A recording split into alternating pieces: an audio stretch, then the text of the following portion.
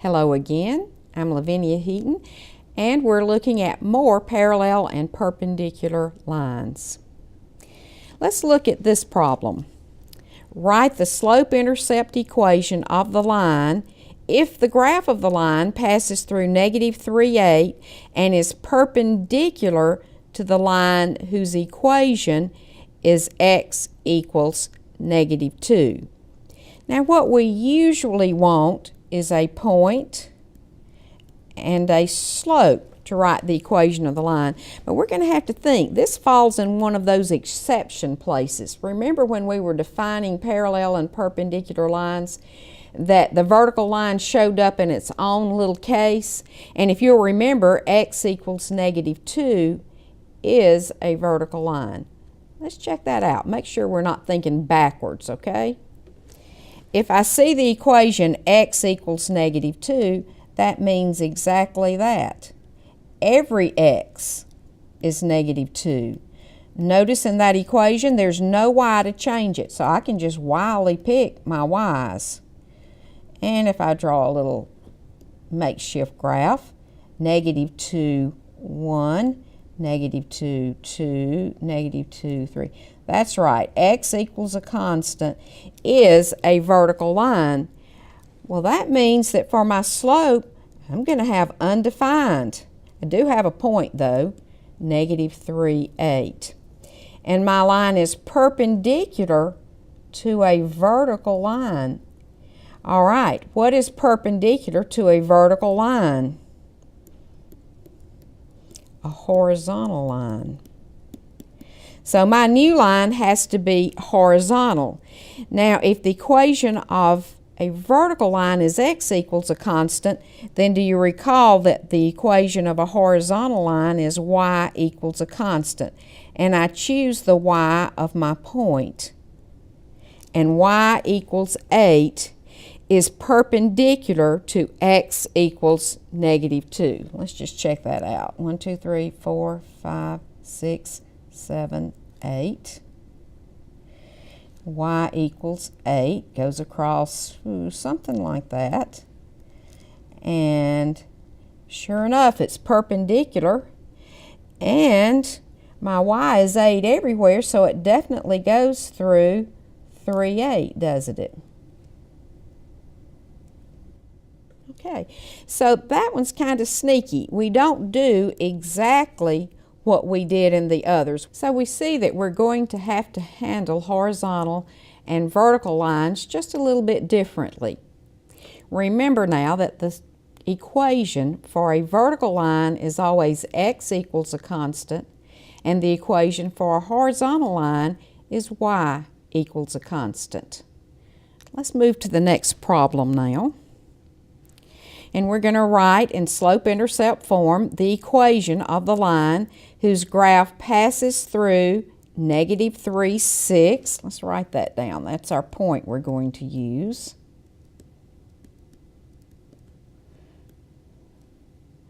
And it's perpendicular. I'm going to write the symbol for perpendicular over here so I won't forget that I'm trying to compute the slope of a perpendicular line. Perpendicular to the line whose x-intercept is 2 and y-intercept is -7. Does that mean it's passing also through the point 2, -7? No. The given line is not passing through 2, -7. If you graph 2, -7, you'll notice that 2, -7 is neither on the x-axis nor the y-axis, so that can't be the case. So it must be that we have 2 points, one on the x-axis and one on the y-axis. And that's exactly what we're dealing with. So going back, if the x-intercept is 2, then we have a point with 2 for the x and 0 for the y. And then when the y-intercept is -7, our y is -7 and our x is 0. So now we can figure the slope that we need here by finding the slope of the given line. So first we're going to find the slope by finding the slope of the given line. So slope equals, let's say, x sub 1, y sub 1, x sub 2, y sub 2. So y sub 2 minus y sub 1 divided by x sub 2 minus x sub 1 gives us negative times negative is positive 7 divided by 2. So 7/2 is the slope of the given line. So then the slope of a line perpendicular, let's use the perpendicular symbol, would be opposite sign, so negative, and reciprocal, which is 2/7. So negative 2/7 is what we're going to use for the slope of our new line. So y minus the y of the point equals negative 2/7 times x minus the x. That's going to be minus a minus or plus 3. And then to get it in slope-intercept form, we'll solve for y.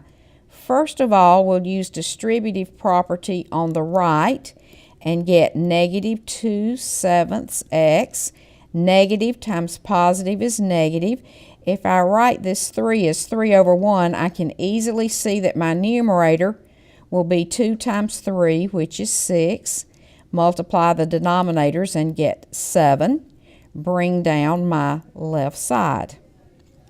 Then I need to add 6 to both sides to get this equation solved for y.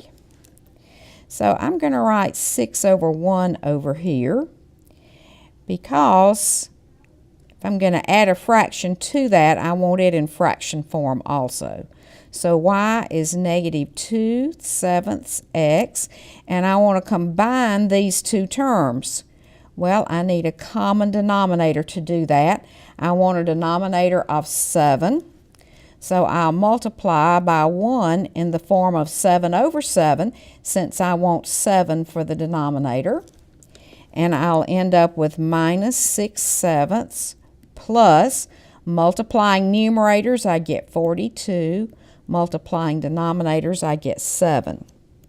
So y equals negative 2/7 x. And I'm going to put down the common denominator of 7 and subtract numerators. 42 minus 6 gives me 36. And this is the equation solved for y, or in the slope-intercept form. Y equals negative 2/7 x plus 36/7.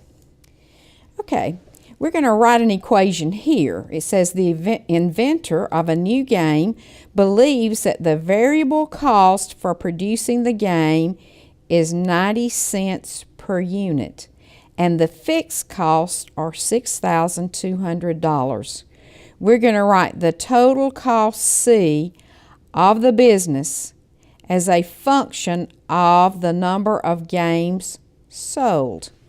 I think we'll call the number of games sold X here. So what we want is something that C equals something about X here. Let's think, what does it mean to have fixed costs of $6,200? That might be a startup cost. It takes money to start a business often. Then once you've paid out that money, it just costs a little bit per item, but there's this big startup cost. Or maybe that includes the utilities and paying the workers. Who knows, but it's fixed. Every certain period of time, this comes due. Or at the beginning, the setup, it might come due. So when we start our business and figure its cost, we'll say C equals, it has to contain the $6,200 we pay before we manufacture a single item. Now, if we just manufacture one item, we spend 90 cents more. If we manufacture 2 items, it'll be 90 cents times 2 more. If we make X items, it'll cost 0.90x in addition to the startup cost. So C equals $6,200 plus 90 hundredths X is our equation for the cost of the business. Okay, so this is all we'll do today.